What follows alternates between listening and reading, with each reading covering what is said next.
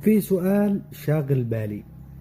أنا مش عارف أنك ما تذكر اسم الله في بداية السورة لما تكون الصلاة جهرية، هل هذا موضة أو إن في حديث يعني يبين أنه ما داعي تذكر اسم الله في بداية صلاتك؟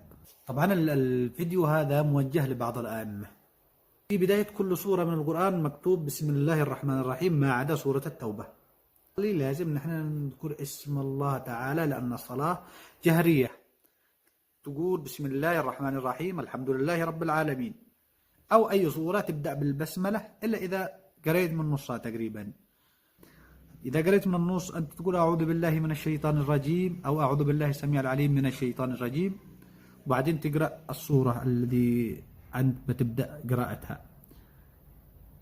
بس أعتقد أنهم هذه مسوين لها موضة، يعني دام كتبت في القرآن بسم الله الرحمن الرحيم لازم ننطقها بسم الله الرحمن الرحيم. جيت تقول لي الإمام يقول ولا الضالين، وفي بعض الناس أو بعض المذاهب ما يقولوش آمين.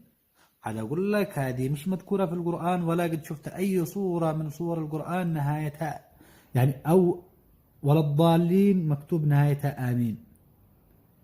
شفت حديث أنه لازم نقول بعد ولا الضالين آمين، مع أنه أنا بعد كل ولا الضالين أقول آمين. الذي شاغل بالي فعلا لماذا بعض الأئمة لم يذكروا بسم الله الرحمن الرحيم بداية الصلاة الجارية، وهي المفروض مكتوبة في القرآن ولازم نذكرها. أحتاج تفسير لهذا الظاهرة. اسم الله مذكور، هل هو مذهب؟